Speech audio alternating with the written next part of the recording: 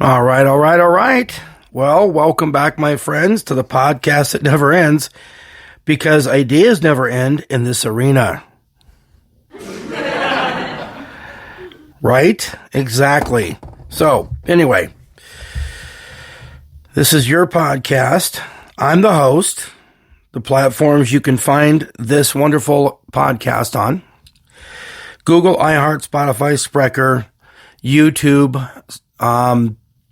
Basically, there's Deezer, Podvine, Pod Addict. There's actually 12 places known as platforms. Actually, nowadays they're called platforms. The kids would call it, right? Platforms to listen on. All right. I want to give a big shout out to Spreaker. Of course, I always do that. Tip of the cap to them, because guess what? Without them and a radio commercial I heard one day, I wouldn't have even found this. You wouldn't know who I am or anything else. Well, maybe you would, but maybe you wouldn't. All right. So anyway, that's the platforms of how to get a hold of this here wonderful podcast. All right. Shout out to Spreaker again.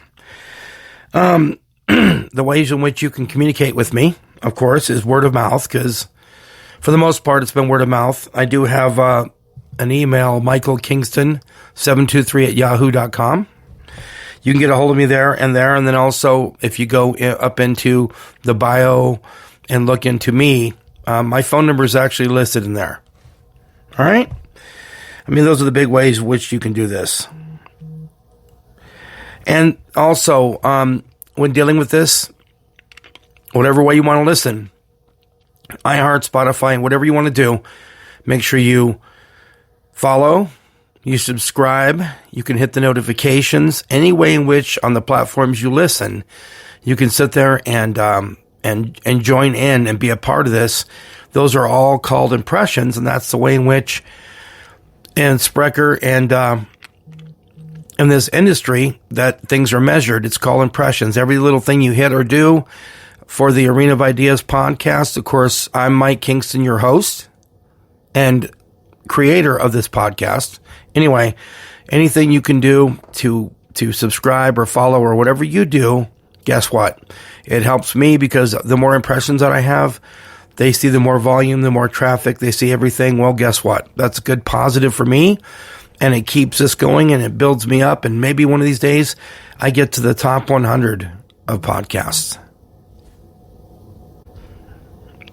Hey, you know, I'm not in it for the guts, the glory, and all these other things. I'm in this to get my voice out there and to give you the opportunity, because it's your podcast. I'm the host. You the opportunity to speak your mind and say whatever you want to say, be it from the format of me doing an episode or just a conversation.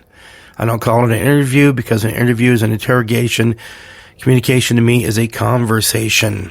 All right. So, I mean, that basically starts everything up here. And again, this is episode 41, Electric Vehicle Euphoria, Gangrene Energy. And think those words over, process them in your head, because guess what? It's out there, and we're going to be talking about that today here in episode 41. All right. This is the experiment at the crossroads between content and conversation reinvented. This is a podcast for anything, everything, all things to everyone. It's the triad of talk, the forum of focus. Of course, the triad of talk is a Coliseum, roundtable, and town hall. If you've listened to the Origins episode, guess what? You can go in there and find out exactly why I talk about that. Hey, and if you haven't heard it yet, guess what? Click on that, click and download that, and then listen to it. And guess what? Those are all impressions. It helps me, right? Thank you.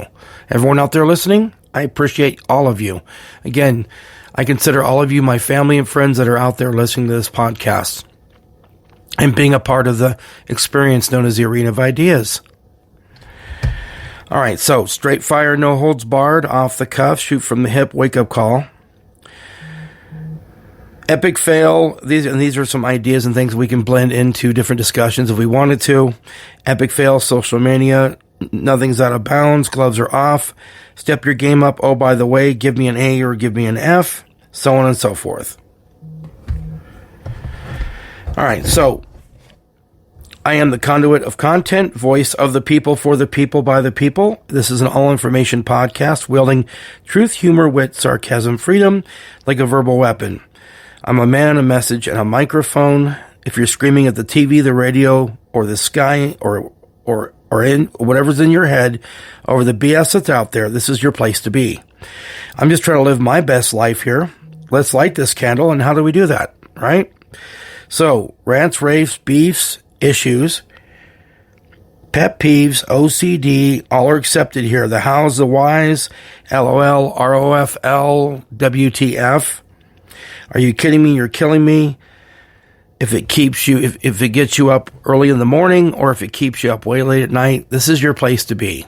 This is the Arena of Ideas. Again, I am Mike Kingston, the host and creator of this podcast, where the talking heads and radio personalities give lip service about whatever they're talking about, right? AOI Podcast is real service in real time for you. Oh, back to it real quick. I'm going to go down the laundry list of ways you can listen, because I don't always exactly tell everybody where. So then you can maybe go look it up on one of these other platforms. I've actually downloaded every single way in which I can listen to this podcast. And also make sure the integrity of every podcast is exactly what I'm saying and how I'm saying it, and or me or the guests that come on here. So you've got iHeart, Google, Spotify, Spreaker, Castbox, Deezer, Pod Addict, Podchaser, GeoSavin, Podvine. Of course, actually Apple's in there too, and YouTube. They've been added and everything. Anyway, so that's that. All right, I always read the disclaimer. It's the Arena of Ideas podcast. It's the Arena of Ideas disclaimer. And this is basically to let you know these are my opinions and the way in which I express things, and I look at things and I view things. So, the views and opinions expressed in this and all Arena of Ideas podcast episodes are that of the host and guests, not to be taken out of context, misrepresented by any means possible. Sound good, guys? That sounds great to me. All right. So what I'm going to do is I like to chop this thing up. I like to give you some ideas and things on whatever the topic of discussion is. Then I go into, of course, the comedy corner, mic check, and remember the legends, as well as some plugs, props, and shout outs, which I have today for you, or have for this episode. All right. So anyway, what I'm going to do right now is we're going to get into some bumper music, and then we're going to come back, and then we'll be right back with episode 41. Electric vehicle euphoria, gangrene energy.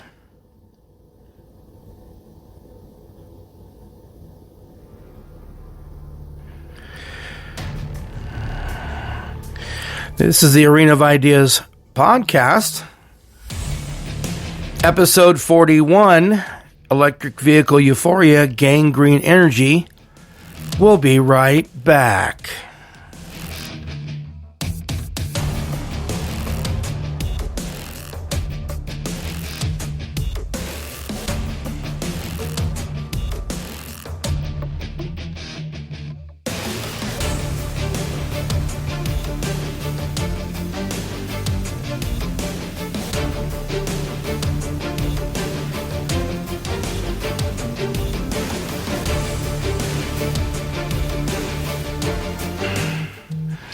All right, everyone. We're back.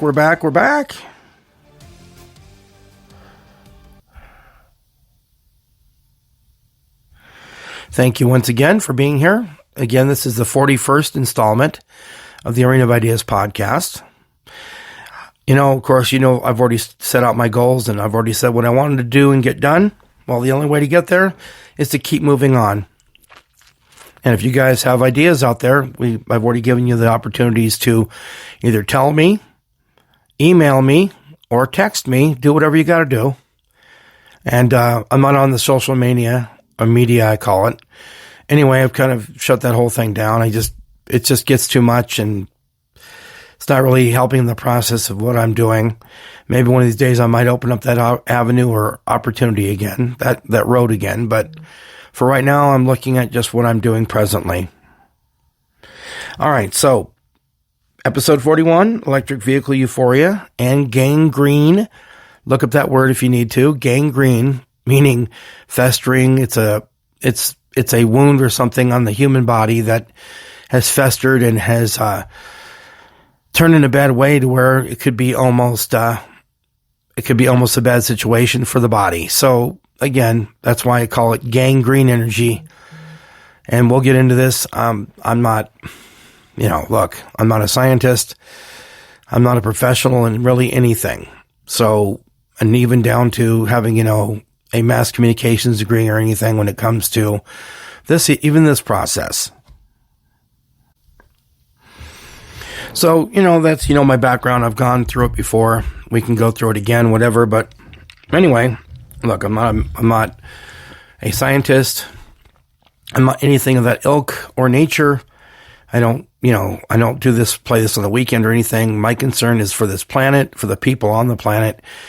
And going forward, what are we looking for to leave our grandchildren and kids when it comes to leaving the planet? And, we're supposed to be these ambassadors of the planet and all these great things. Well, and these caretakers of it, right? Well, I don't know. I mean, on the surface, I guess all these things sound wonderful because they're trying to get away from, the natural resources that we have, the oil and petroleum products and coal and all these other things. I'm not saying let's go in and delve into simply using that.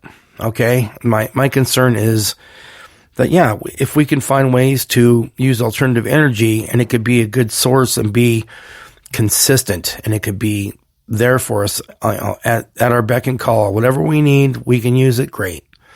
Only problem is there's certain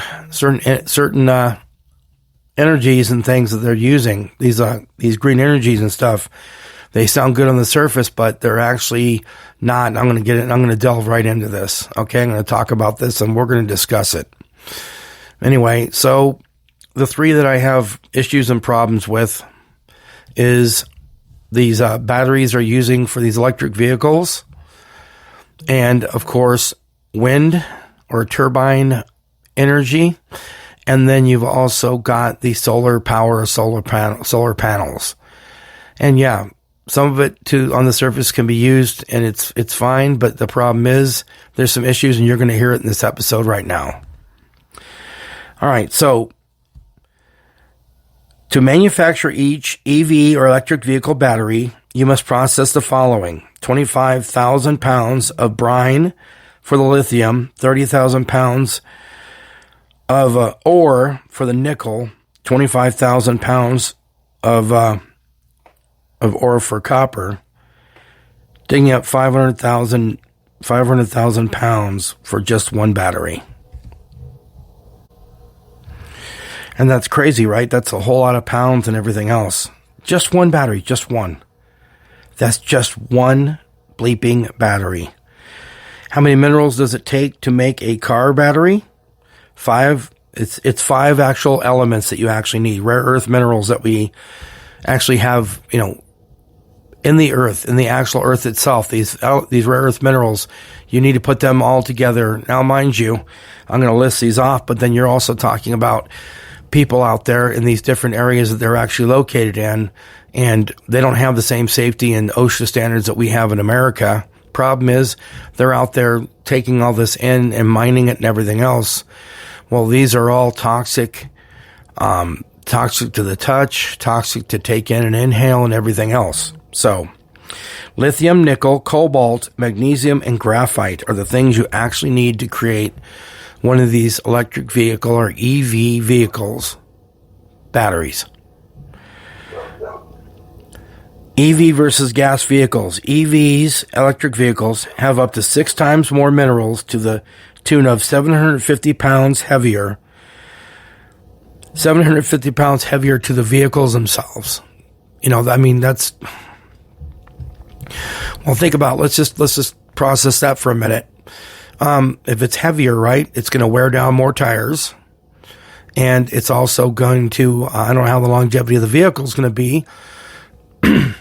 But if you even take a look at some of your batteries that you just have, like in your phone, or a battery like you used to put into, let's say a radio or something.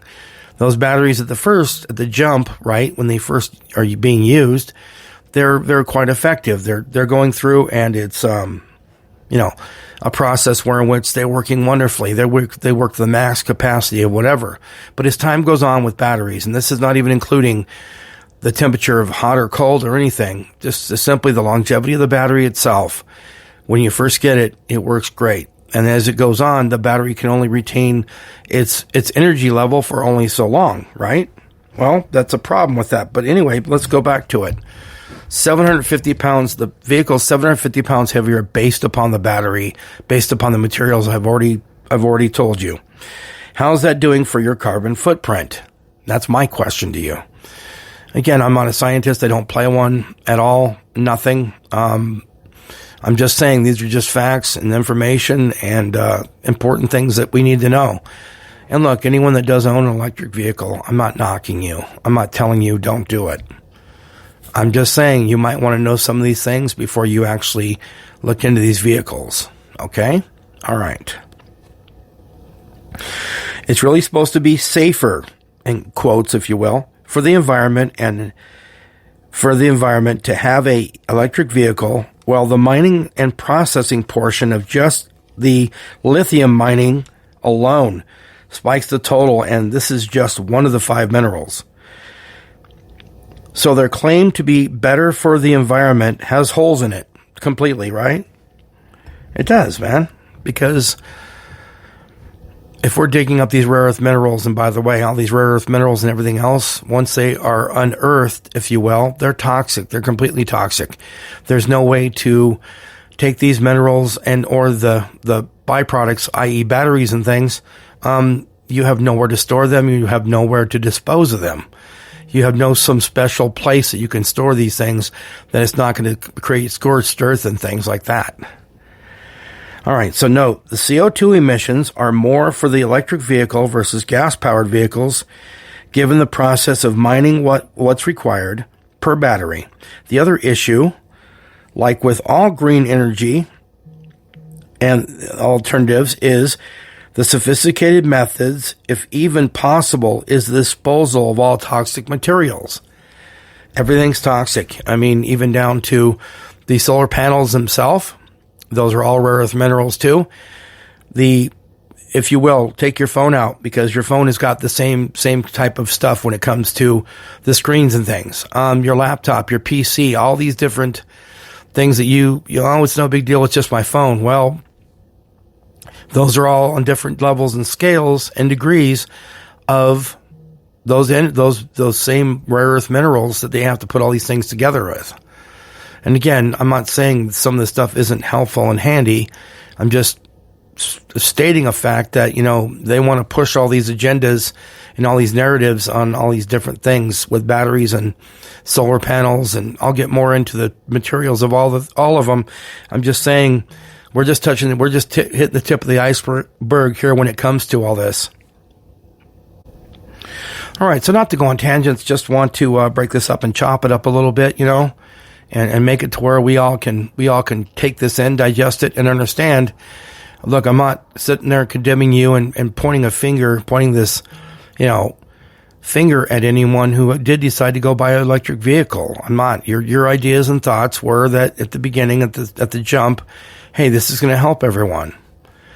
And so I just, this is just an important thing to know that, look, I'm not perfect. No one's perfect, but what is it going to do to help the generations, help the kids going forward, help our, the future of our planet and everything else? What are we doing here? That kind of saying. So first, the batteries must be dismantled, which is a tedious process. And this is the whole process of once they're no longer viable in a vehicle of some kind. You must first of all, now take these batteries in different things, the solar panels and the turbines. The three that I'm looking at as being kind of, you think it's good, but it's not really good due to the situation, is the electric vehicle batteries, the solar panels, right? The panels themselves, and of course the wind turbines too, which I'll get into. But anyway, first the batteries must be dismantled, which is a tedious process. Each style of electric vehicle have different sizes. The use of minerals are a toxic environment, pollution. You can't store the batteries in a landfill, etc. There's no some big, taking some big part of, the desert or something else and then boxing all this up and then putting them all in there. You can't do that. Again, it's scorched earth and it's completely toxic to the environment, to the air, to the environment, and to the land. But they won't tell you this, of course. They're just going to tell you the highlight reel of what they're saying. Because again, and this is kind of not going on a tangent, but it's really about control and power when it comes to these electric vehicles and these other things, telling us what we can do and can't do. Well, you know my takes on all that, right? Right. So here are other problems. Like in all batteries, they work optimum when you first have them. Well, over time, and changes the effectiveness of its ability to function. Electric vehicle is at 95. Electric vehicle is at 95 degrees or hotter, makes the car lose 20% of range. Okay, so what they do in the electric vehicle batteries is it's by range. Like, they figure a max, if your battery's full capacity, guess what? You're able to go so far, like 350 miles or whatever they say. Well, here's the problem. Again, when it gets hotter, you lose 20% of the range. If too hot, the vehicles can shut down to protect the battery. As temps rise, electric vehicles lose 15 to 30% of effectiveness. Cold weather, they lose 12% effectiveness and up to 41% if heaters are up too high. So if you're running too many functions inside the vehicle and then it's too cold or too hot outside, you're going to have those major problems with it.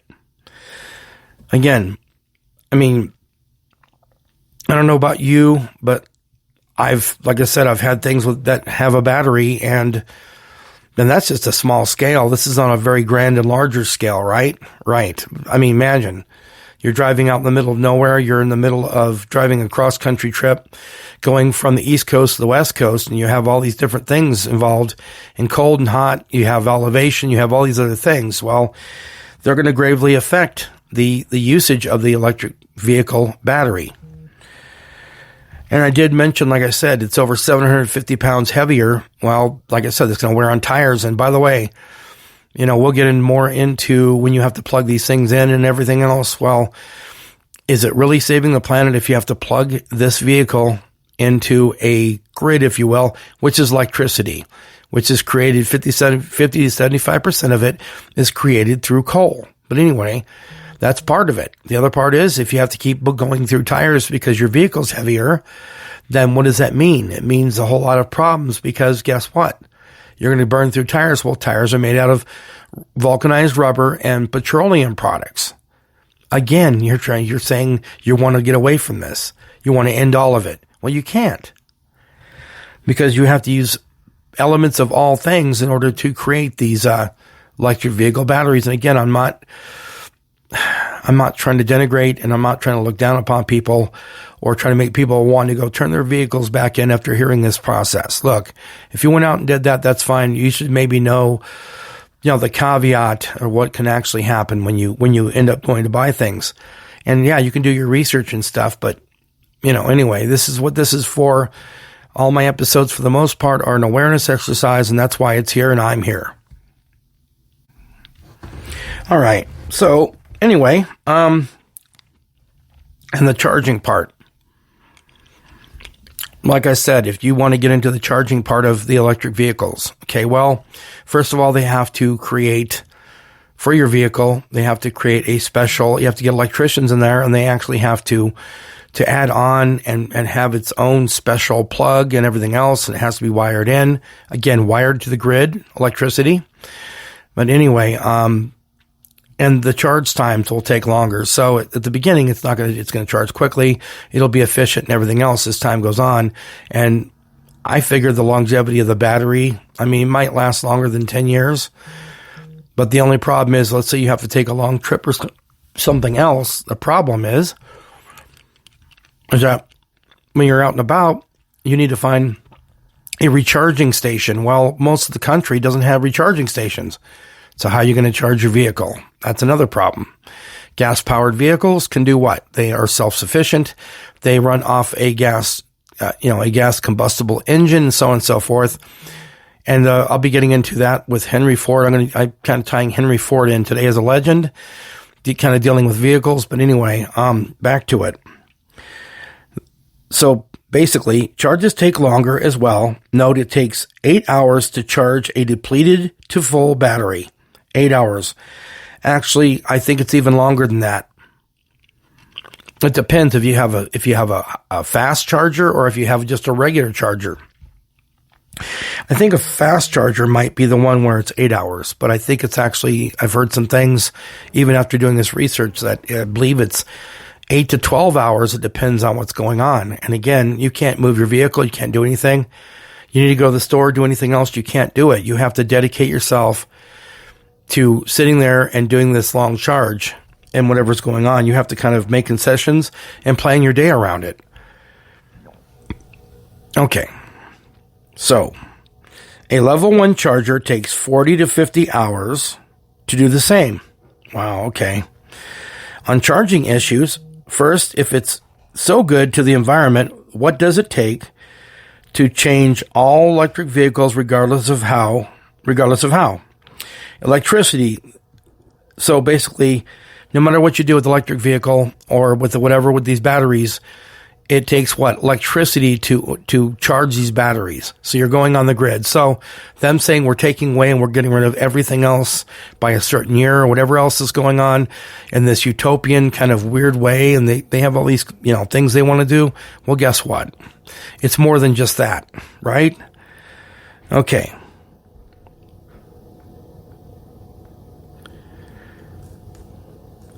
It takes good old electricity to charge them. So much for a clean grid without being dependent in some capacities. Okay, so what if you're stuck in gridlock on roads for hours, or you're out of range to the next charge station, if there is one around, right? Right.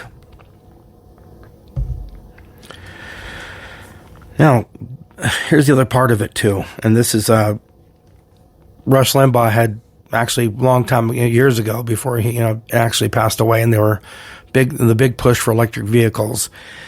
He had discussed something, and here's the situation. Let's say, and this is above and beyond charging and finding a place to charge and everything else and planning your day. A big thing is, what if you get into an accident in an electric vehicle? Here's the other problem, right? Well, remember, it's a lithium-based battery, the most dangerous and volatile of all batteries. So it's a fire risk, right? A fire risk is this. Metal and batteries and things like that, you cannot put the fires out. They burn so hot, they burn themselves out. So now what you must do, in the case of the batteries, there's a fire risk, an explosion risk. And also, mind you, what if you have people in the car? I mean, there's all these different factors, right? So, causing severe injury and death until being struck.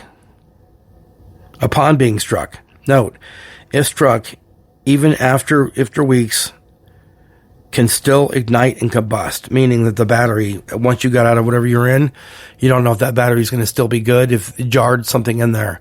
The other part is, if you get into an accident, you have to have enough wherewithal to be able to, let's say you get hit in the head, you hit your head in the steering wheel, guess what?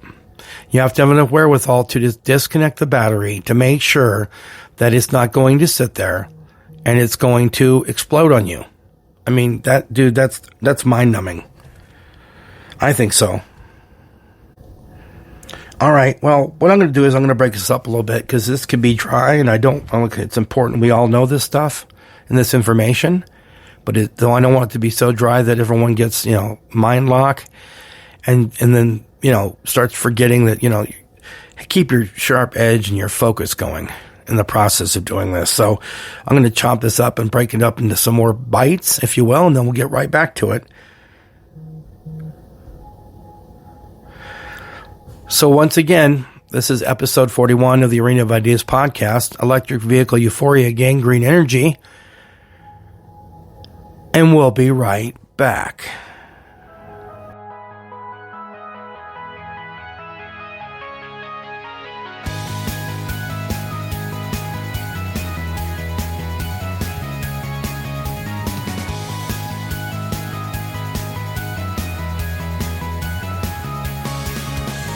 Maybe that's right, maybe that's wrong. Maybe I fight if I need a hope. I will be right, I will be strong. I gotta hide, I can see your word, because you need it, want it, out of the control. Yeah, she's out of control. Oh yeah, she need it, want it, out of the control. Yeah, she's out of control. And maybe it's out there.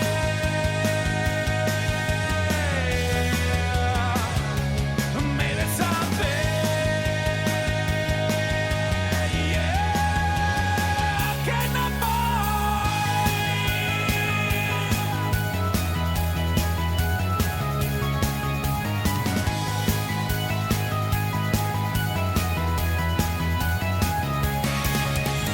Gotta be bright, gotta be down, gotta be there if you need me now. All right, we're back. Once again, thank you for the bumper music.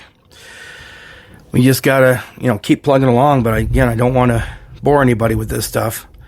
It's important we know it, though. Look, everything in this world and everything that we go through and do, everybody's affected by it in some capacity. It is. And again,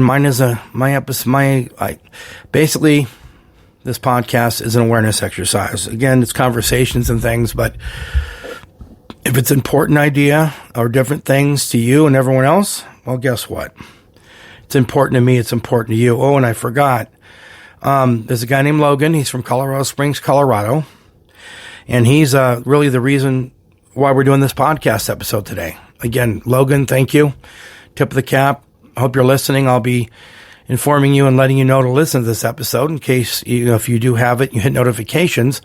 It tells you when a new episode comes up, but you never know. People have busy lives, and sometimes, but then again, other people, need a wake-up call, so to speak, to get into it. So, all right.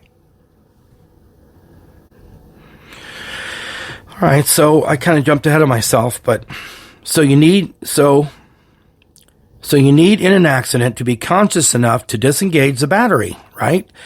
So it won't explode at that moment. I mean, we're talking explode, on fire.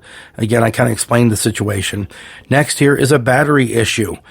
Like charging and disposal, due to the rare earth minerals and the heavier than usual weight, that means the EV or electric vehicle is going to burn through tires faster than a normal car. Well, last I checked, tires are made from petroleum products, fossil fuels.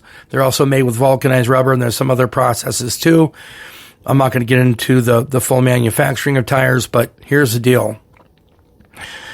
You're young, you're burning through tires because you're speeding and all this sort of stuff. That's one thing. But this is just your standard use of the tires themselves, because again, 750 pounds or so heavier. So the problem is, again, you want to get away from the fossil fuels or get away from those natural resources. Well, you can't.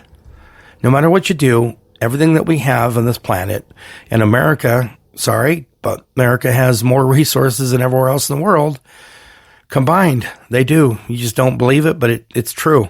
And maybe someone else can disprove this and tell me, but look, as far as I know and what the information I've done, this is what I know.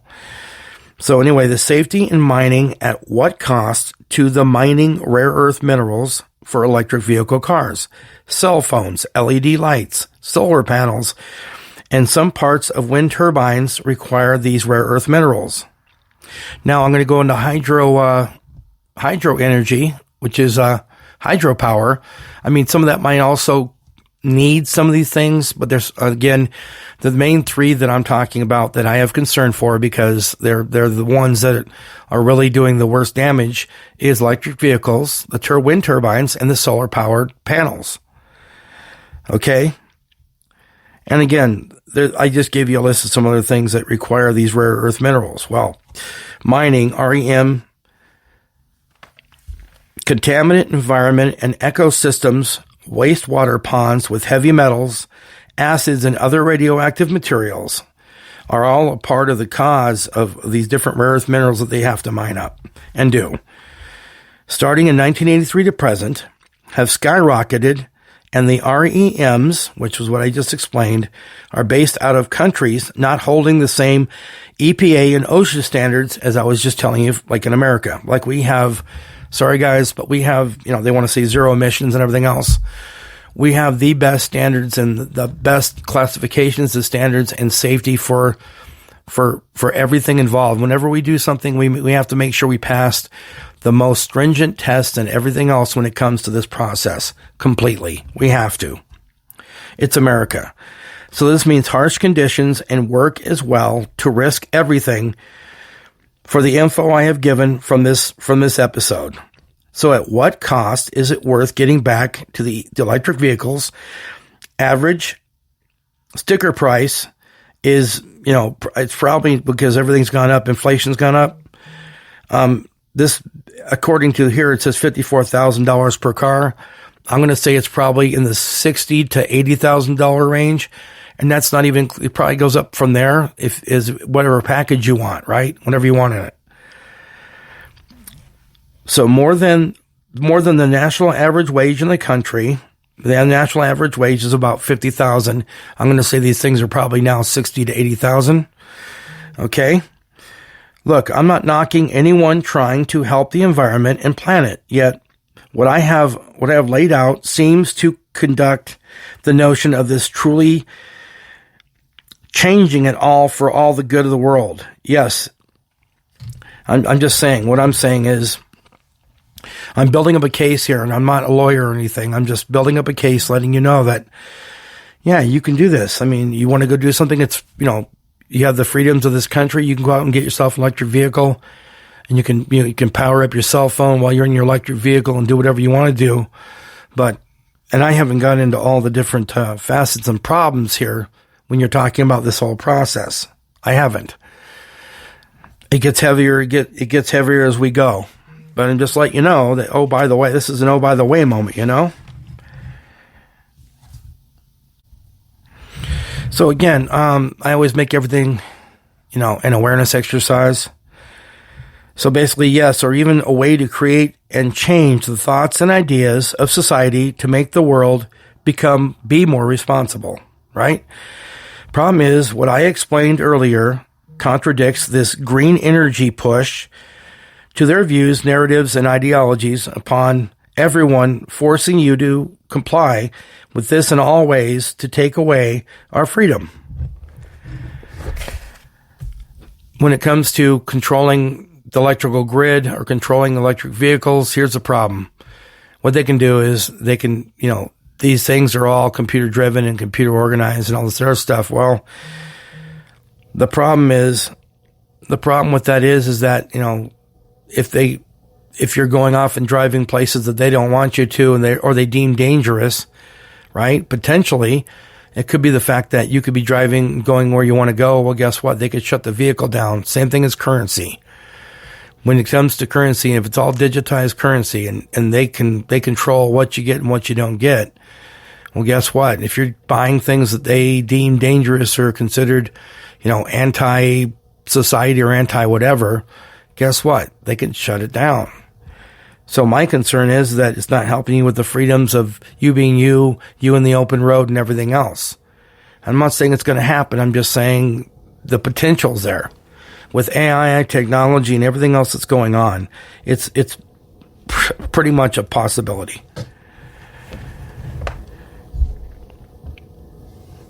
And so basically, to take away our freedom and betray the one piece at a time.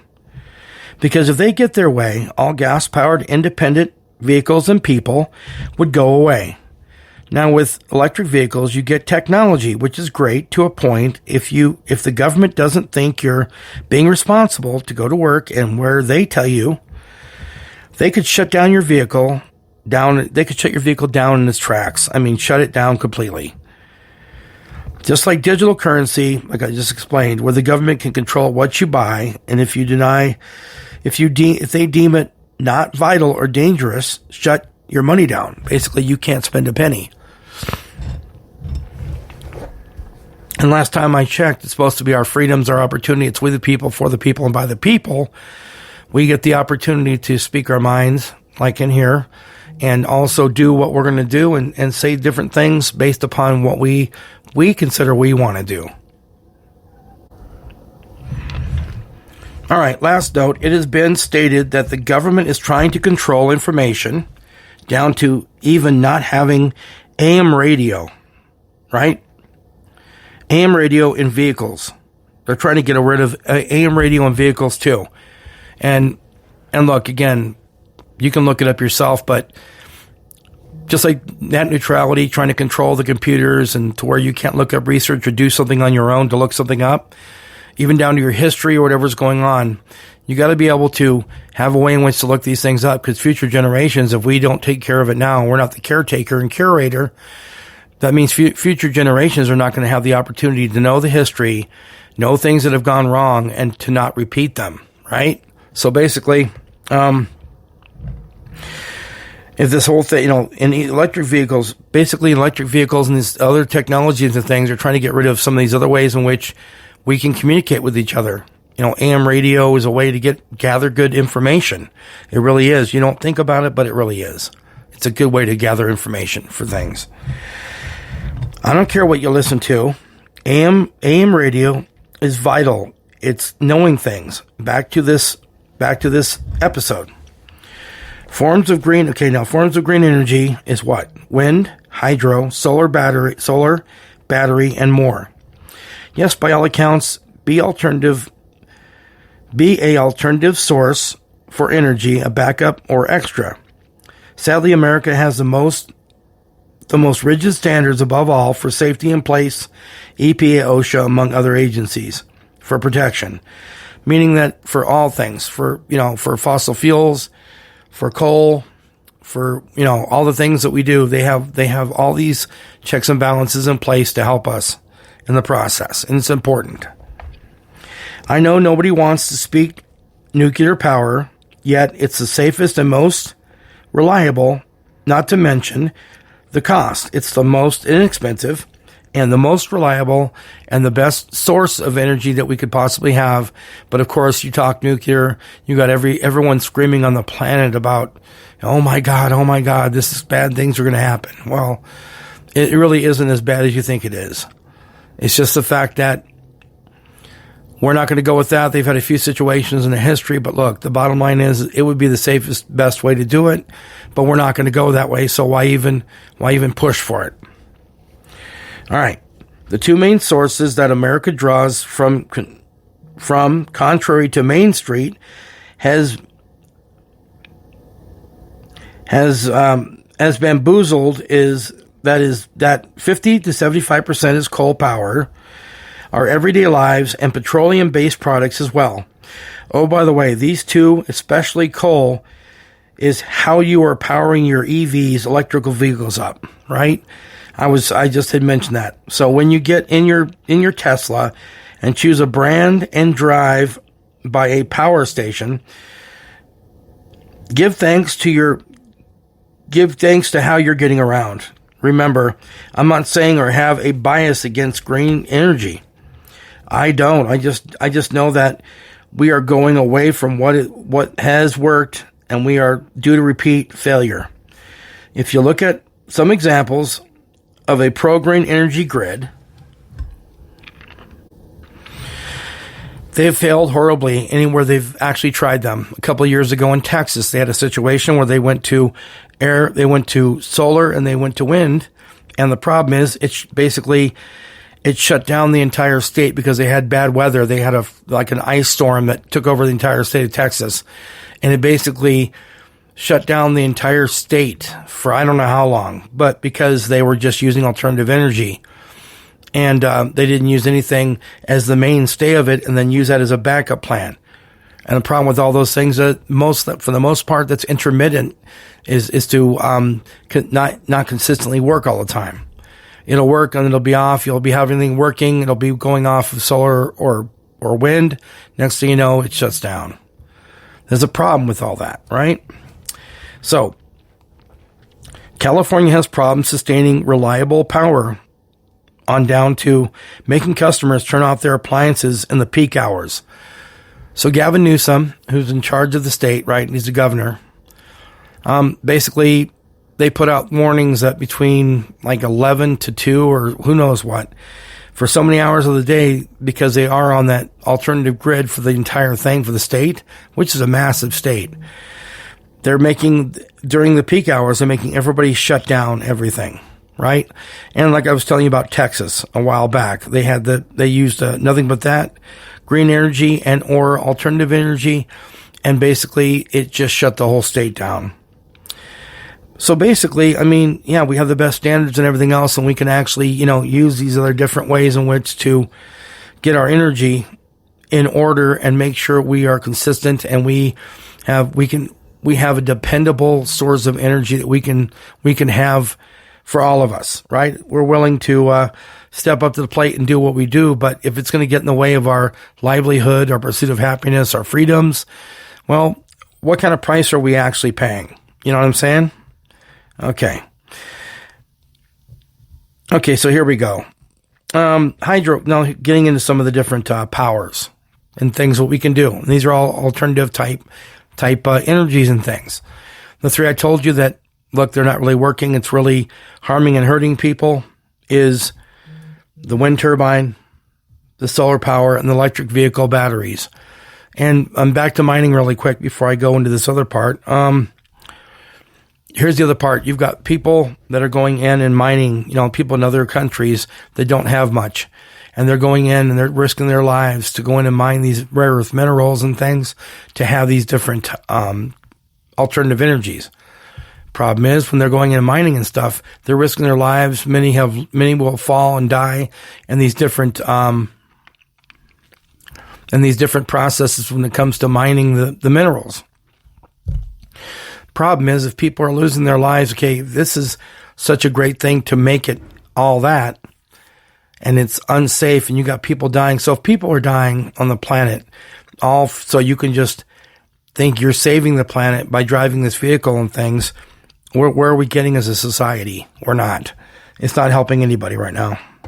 All right, so hydropower does have its advantages, being the world is 70% water, and in certain countries and situations become a vital component to a energy source. Haven't perfected desalination, though. Desalination is where they can take the water from the planet, salt water, take the salt out of it, and then actually utilize that water. If they can ever figure that out, we'll be doing pretty good.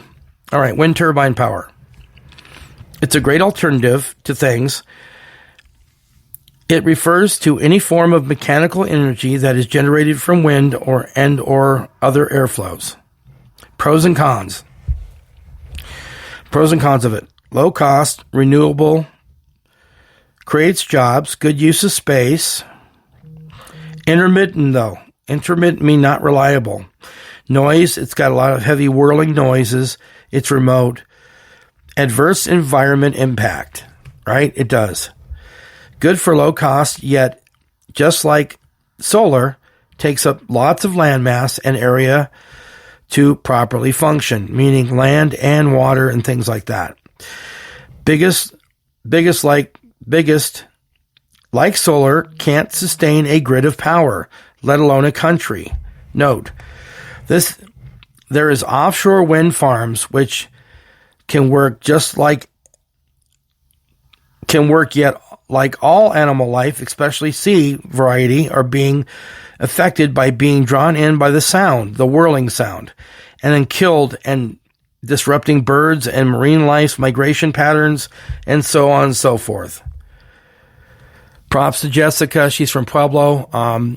She was actually talking about that, and they have these different wind farms out to sea and things, and it's causing, the homing patterns of like whales and all these other different things, and basically all sea life to hone in on these things like they're supposed to go there, but basically it ends up being the end to many different lives when it comes to the wind turbines. On sea, you've got all the sea life. On land, you've got all the birds and everything else that's hearing that whirling, and it's actually homing them in and causing their demise. So again, how are we saving the planet? How are we saving the ecosystem? And how are we saving the animals in this world? Good question. It's a big question mark, right? Right. I mean, again, you have ideas and things to comment about this in all the episodes, of course. By all means, get a hold of me, get at me, and or come on here, and then we can discuss. Like, this is episode 41 about this, but then we can branch that off and have other parts where you can talk about it too. You want to voice your opinion on this or all things? Guess what? I'm here for you. This is your podcast. I'm just the host, remember? I try to remember that every time.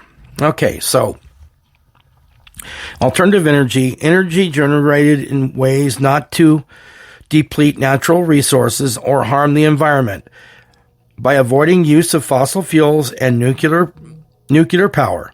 Note, nuclear is in some ways would be the most effective form of energy, yet won't be popular enough to utilize. Top 5. Now here's your top 5 of the energies. Solar, wind, hydro, geothermal energy, the Earth's core, biomass from plants. The last two seem very intriguing, since while solar and wind and battery, they are quite toxic forms of green alternative options and are not disposable. Remember, you can't dispose of them.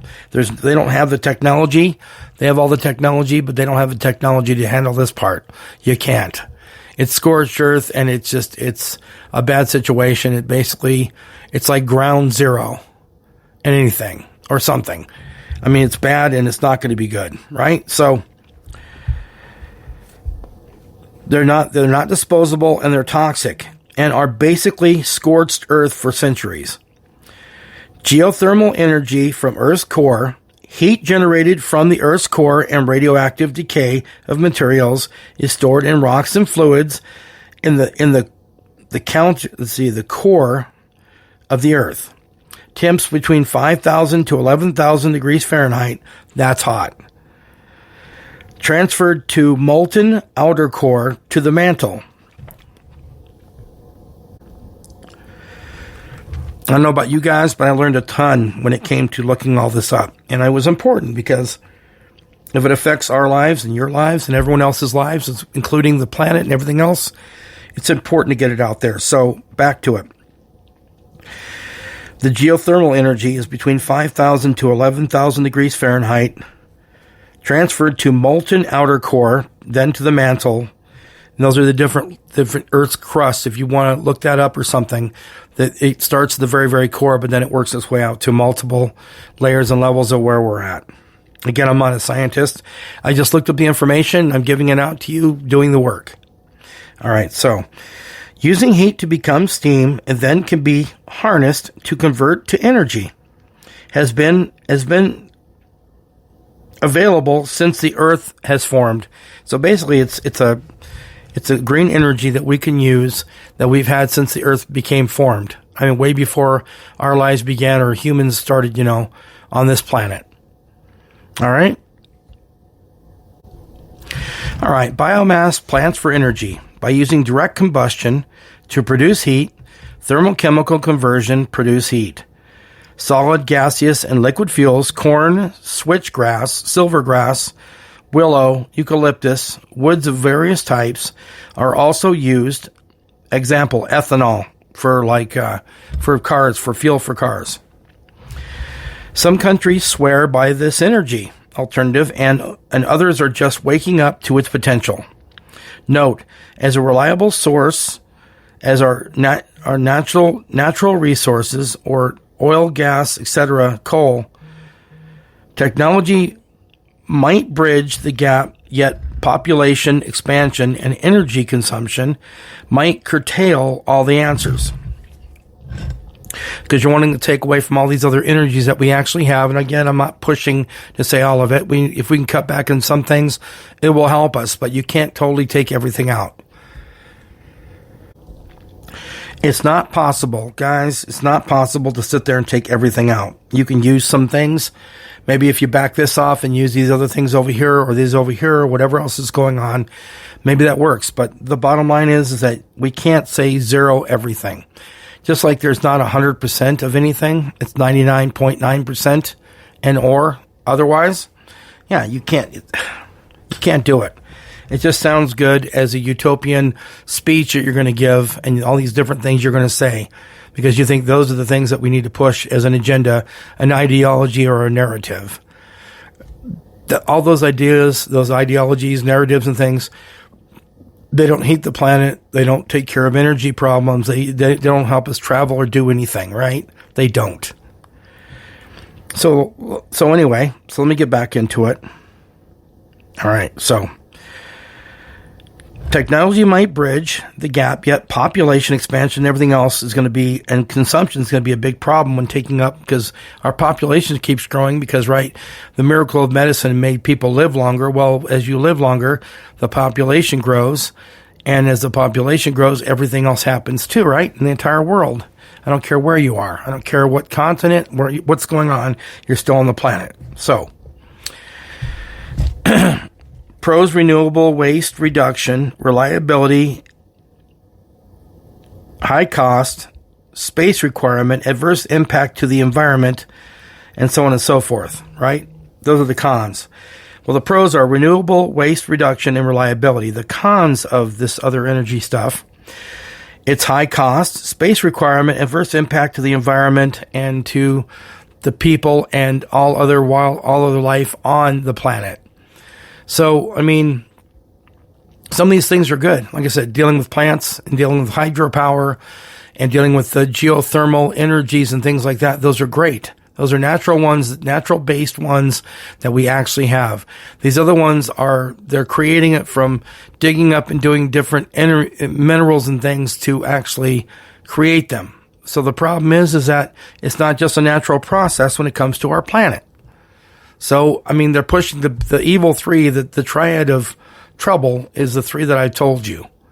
The other ones I like because it gives you a chance to really understand it. So, anyway, in kind of a closing here and dealing with basically episode 41, electric vehicle euphoria, green energy. And again, these aren't all the facts. If you want to look up and do more research on all this and get back to me and tell me more, or you want to, look up more, because look, I didn't want to beat anyone over the head. I don't want to beat anyone over the head with any facts about anything.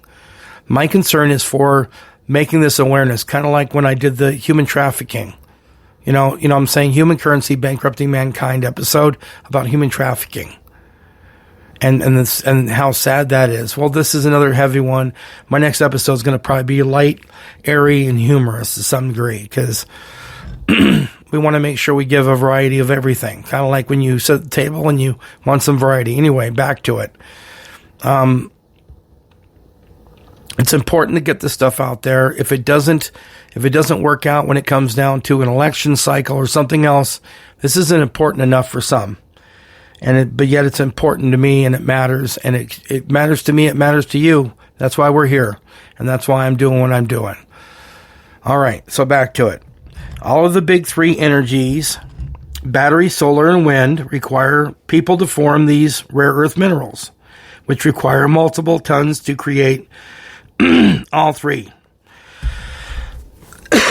I'm sorry, I didn't really get into the wind turbines, but the wind turbines it takes so much plastic and so many these other type plastic components and parts and things that it just eats up so much more of our resources that we have here on our planet. I didn't really get into it too much. Really, it's been the main focus has been the electric vehicles. Yes, there is the rare earth minerals when it comes to the panels for solar and the phones and tablets and computers and all this other stuff. Well, the same thing as turbines. They're requiring so much when it comes to plastic and things like that. I didn't get into that too much. I'm sorry. But you can also do your own research on all the different things I've discussed today. Everything, all the different sources of alternative energy and everything. You can actually go in there and look. All right. So basically, all three, in order for us to get them going, you have to farm these rare earth minerals, which require multiple tons to create all three. So due to the mining and other processes are not actually renewable because you can't reuse them again, right? You can't really reuse them. You have to dispose of them.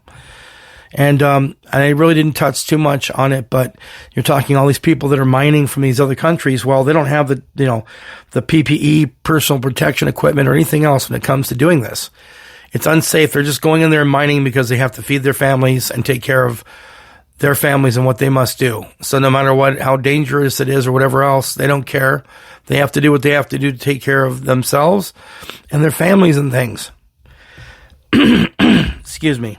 So again, dealing with all the processes, the mining, the unsafe situations, and everything else, these are not really renewable ways in which to use energy. Not the three: solar, wind, and the electric vehicle batteries. They're not. You've heard all the processes. I explained everything.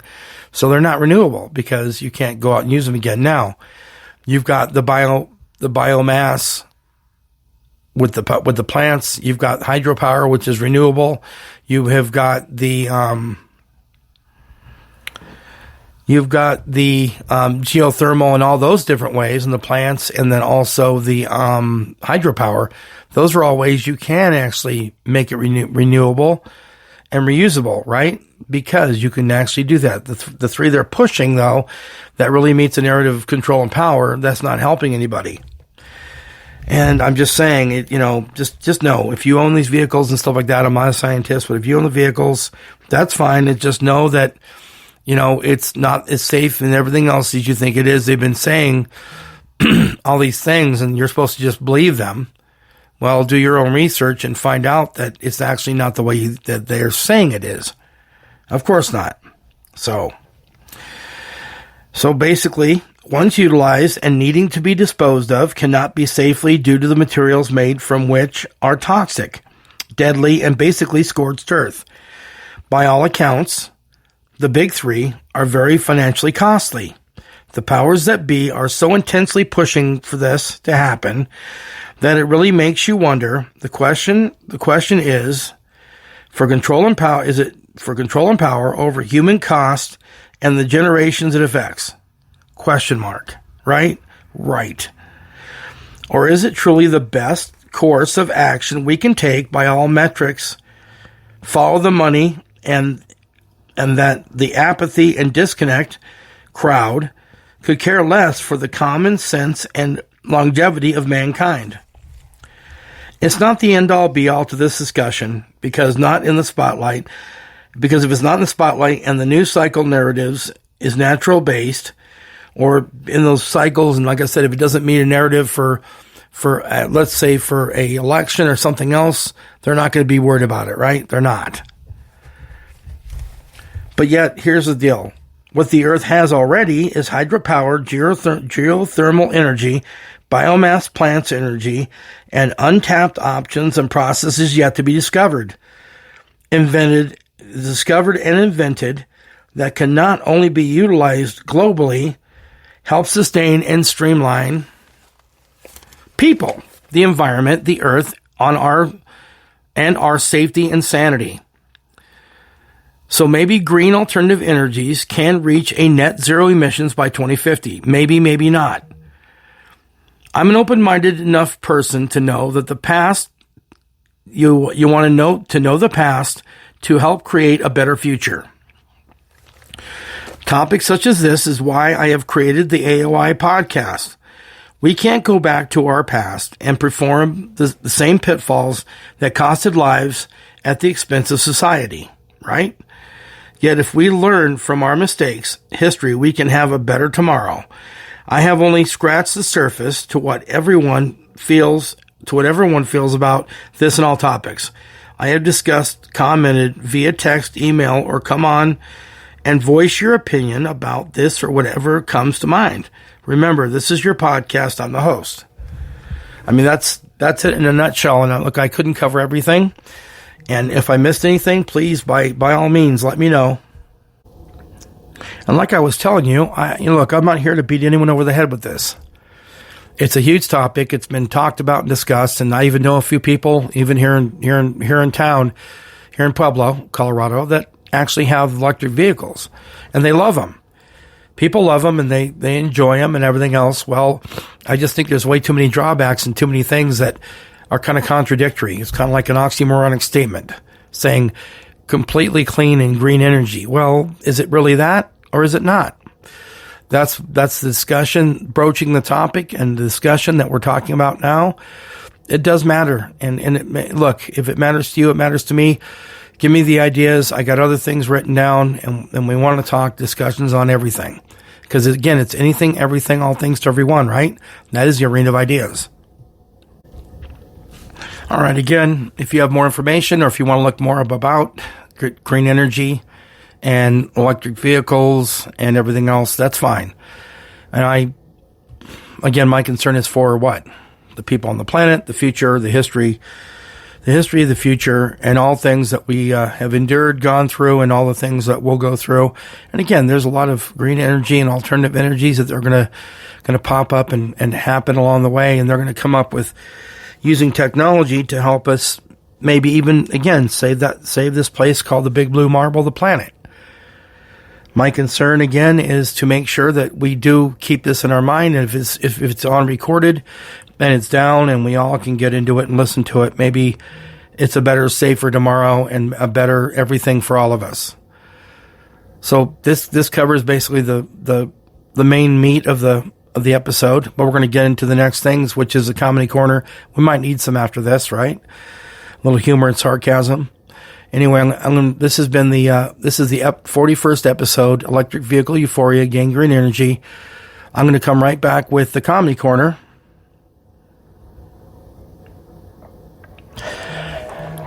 And we'll be right back.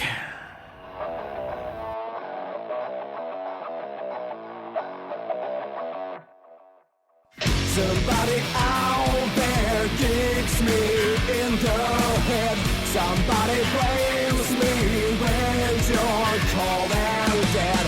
Feel free to hurt me when I need your help. You say I'm guilty save your own mess. Take my mind, spin it in the ground. Seize my life, and bust me in the mouth. Take my mind, spin it in the ground. Seize my life, and bust me in the mouth. All right, we're back. I thank you once again for being here. Okay, the comedy corner. You need some comedy, man. It's important, dude. You got if you can't smile or you can't laugh or anything else in this life, I don't know about you, but man, it's not really living life, is it? No, we're not. And again, that could be a discussion about something else, right? Okay, so here we go. We're gonna we'll do a couple. They call them dad jokes, I guess. They used to just call them corny jokes at one time, but apparently corny and dad is the same thing, synonymous with each other. I know, you got to laugh at yourself sometimes. If you can't laugh at yourself, well, who can you laugh at? If they're laughing with you or at you, they're still laughing. Okay, moving on. Why did the girl smear peanut butter on the road? To go with the traffic jam.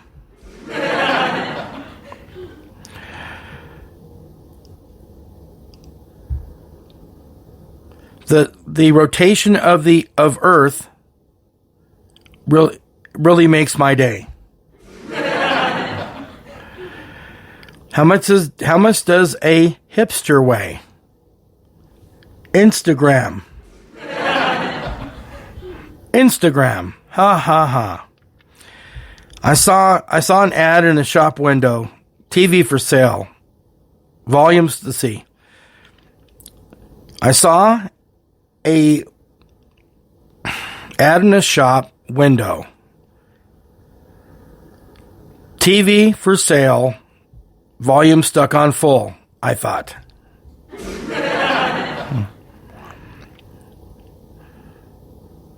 Okay. Stuck on full, I thought. I can't turn that down. Man, that's a tough one. Sorry, guys. Hey, I'm not perfect. What kind of dog lives in a particle accelerator? A fur. Let's see. Skip that one. What's blue and not very heavy? Anyone? Light blue. I was so proud when I finished the puzzle in 6 months. When on the side it said 3 to 4 years. All right. That'll work for now. That's going to be, I'll go for that for now. Sorry for bearing with me. Some of these they have long walk-ups to these jokes. And sometimes it's fun to read through it. I'm like going, holy cow. All right, we got that all knocked out. Okay, so that was a comedy corner. All right. All right, I don't have walk-up music for the plugs, props, and shout-outs. And so basically I've got the plug today is a extermination company here in Pueblo, Colorado, based out of Pueblo West, Colorado.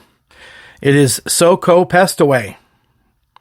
I personally know the owner himself. It's Andy Murdoch is the actual owner. Just remember, too, in these plug props and shout-outs, I can get something out there. You guys want to promote yourself? Come on the podcast. Please do. It's great to get your voice out there, get yourself out there. 12 or 13 platforms all over the world. An opportunity, That's what I call it. Anyway, so if you guys want to get yourself out there, or you guys have a business or an idea that you want written out and talked about, well, then guess what? That's what we're here for. Okay? So, again, this plug, prop, and shout out is to SoCo Pest Away. It's based out of Pueblo West, Colorado. Andy Murdoch is the proprietor and owner of said company. Anyway, so here we go. For great service meets peace of mind, go with SoCo Pest Away. Southern Colorado Pest Away. SoCo.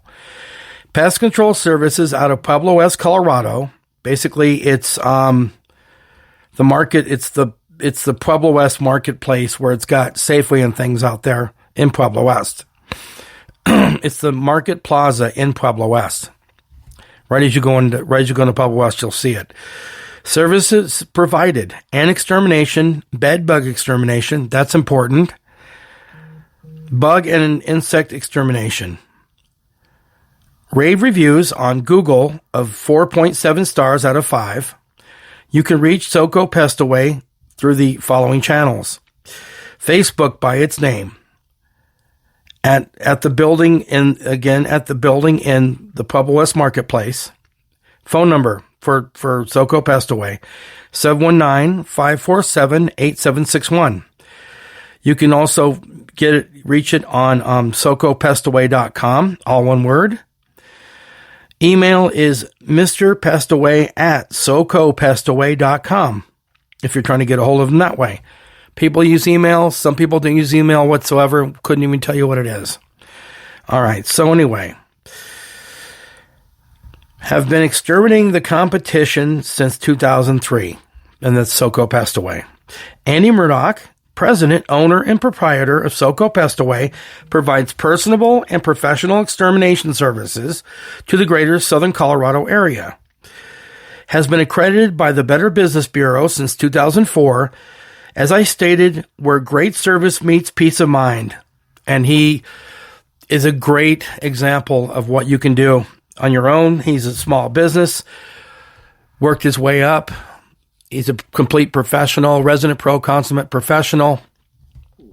Does a great service for a reasonably great price. It's fair all the way around, and he's going to make sure that for not tremendously amount of money like some of the other bigger companies and corporate companies, but he's going to be out there to take care of you and make sure that you have that peace of mind I was talking about. Especially when you get out in some places, it's amazing. You've ever seen some of the shows on TV? They got some crazy stuff out there when it comes to insects. Well, he has the way in order to extinguish and exterminate, take care of those problems for you. If insects are, shall we say, bugging you, in quotes, Andy Murdoch and SoCo Pest Away are here at your service. All right, SoCo Pest Away, there's the plugs, props, and shout-outs for this episode.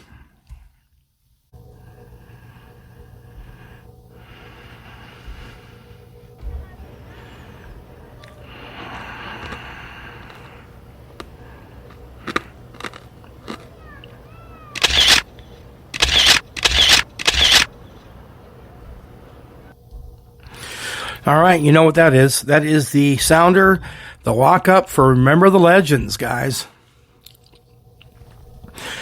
Anyway, so today, again, because we were talking about vehicles and things, the legend today, of course, is Henry Ford. Episode 41, electric vehicle euphoria and gangrene energy. Of course, Henry Ford, what a complete legend in the history of so many things. You wouldn't have an assembly line. You wouldn't have the way in which they handle the modern day plants when it comes to creating vehicles and things. You would have none of this if it wasn't for Henry Ford. All right. An American industrialist and business magnate, founder of the Ford Motor Company and chief developer of the assembly line technique of mass production. It basically revolutionized everything because what he did in his processes and everything else was an amazing look at all things when it came to the Industrial Revolution and all things that happened in this country. He pretty much invented the first real vehicles that we got around in and everything else. So, born July 30th, 1863, Springwells Township, Michigan. Died April 7th, 1947, Fairlane, Dearborn, Michigan. Had kids and numerous grandchildren, and as a child, loved mechanics and working on small engines on up to steam engines and beyond. Worked and was mentored by Thomas Edison as an engineer, honing his skills that would one day pave the way for Ford Motor Company. The first Ford car, called Quadricycle, was completed in 1896. 1903 created the Ford Motor Company through a huge past of huge past of experience. Work led him to become a major contributor and on the ground floor of the automotive industry, and we owe him credit even today for his innovations and standards that still ring true today. With him and a few other masterminds in the industry, you don't have logistics and travel of today. Also, if it wasn't for him and the things he did in helping create some of the great marvels on wheels, you wouldn't have infrastructure, you wouldn't have, better roads and better, roadways to get us around and power us around everywhere and anywhere. I mean, yeah, the Romans did create roads and things like that, but Henry Ford actually, creating these vehicles really pushed the envelope when it came to doing more and more when it came to the whole process of this. Basically, that's it about him, and remember the legends. Check that out. And again, there's more information about him. I just took some highlights about him and his life and went from there. Oh, and I know I already did this episode on the band Total Cult. Okay. Again, you can listen to them on SoundCloud and things like that. But Sean, a personal friend of mine from Colorado Springs, Colorado, is in that band. And definitely, hey, if you get a chance, check them out. Give them a listen. You can give them a listen. And you can also go back to episode 39, I believe is what I covered him in. But anyway, what a great band. He's really cool, and I think you should check out the music again. The band, again, as a shout out to them, the band's called Total Cult. Sean and his friends all get around to doing all kinds of different cool, really, really cool music. Look him up, see what you can do, and follow him, subscribe to him, do all the things you can do to get him and that band going. One of these days, maybe I'll have him on here, and he can explain it better. But guess what? I'm just doing the best I can do. And anyway, again, check out the band Total Cult. I think that's a great opportunity to listen to some cool, wide-range music, and these guys are really, really good. Enjoy them.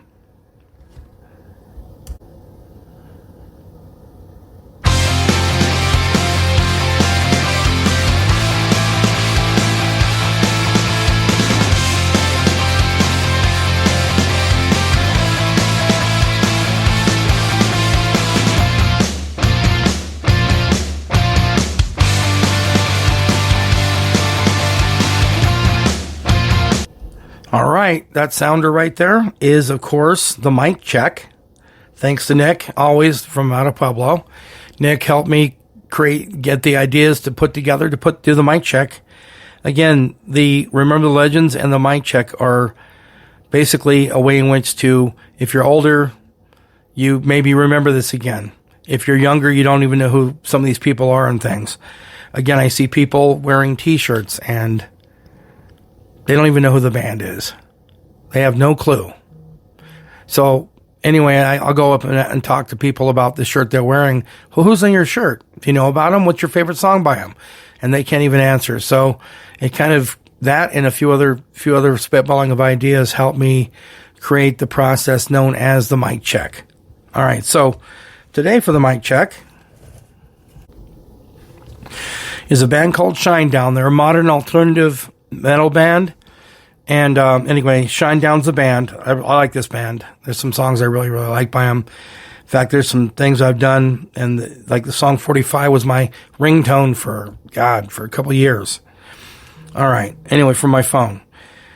A American rock band from Jacksonville, Florida in 2001, formed by singer Brent Smith, also featuring Jason Todd, Brad Stewart, Barry Kirch, under the genre modern alternative metal, changing lineups till the finished product worked out.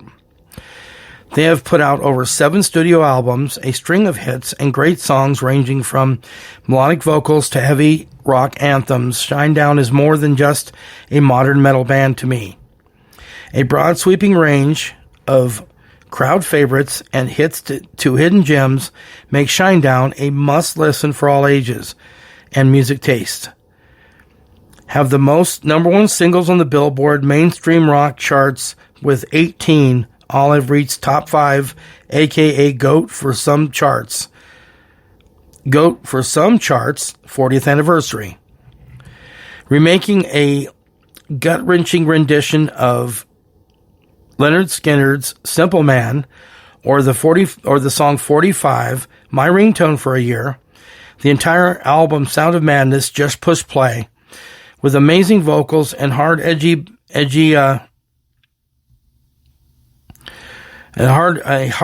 band with thought-provoking lyrics and really good musicianship. Everyone likes and knows at least one favorite from this band, and no matter what genre you listen to, you've heard them. You just don't realize it's them. All right, so our one favorite time this band from Florida has played. Check out their catalog. See what you think of them. All right, so that covers everything else there. All right, we're going to get into closing this thing up and moving on. I did kind of run on kind of long today, but you know what? The important thing is the time that matters is the time of covering what needs to get out there and what needs to be done. And again, Logan, I thank you from the Springs, Colorado, to coming up with the idea. And this is an important discussion. It needs to get out there. And again, everything else and to everyone else out there. So what I'm going to do is I'm going to take one more bumper think moment here, and then we'll get right into the close, and we're out of here. And again, if you get a chance to go back and revisit all the episodes, or one episode or another episode that catches your fancy, please, by all means, give the Arena of Ideas an opportunity, a look-see, and see what you think. Or if you know someone else that likes podcasts, or hell, anyone that likes to talk about things and has an opinion, an idea, Arena of Ideas podcast is here for you.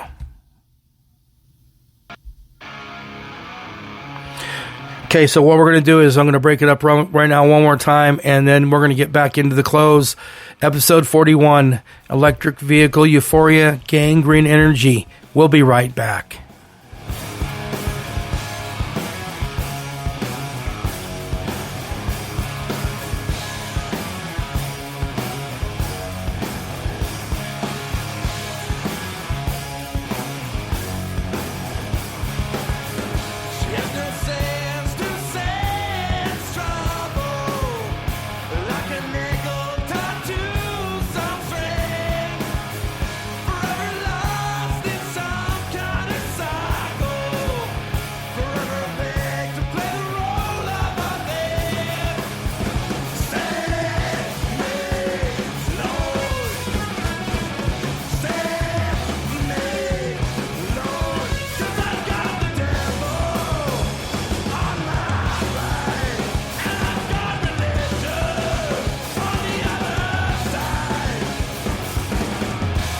All right. We're back.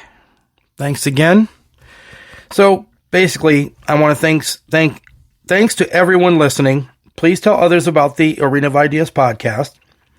If this is your first time being here, I want to welcome you in. And if it is your first time, I consider all of you out there my family and friends, and all people that matter to me. Because if it matters to you, it matters to me, it matters to everyone out there. They just haven't heard it yet. I kind of say those things because it's true. And if you're back again to listen for more, I appreciate you being a part of the process and being a part of the reason why this whole thing started, and where it's going and where it will be going in the future. This is only 41 episodes, but it's going to be more. All right. So basically, I mean, that's it. And again, I thank you because you're everything. So, okay, so until next time, this has been your host, Mike Kingston, the host and creator of the Arena of Ideas podcast, your podcast. Have the best of the rest of your day. And until next time.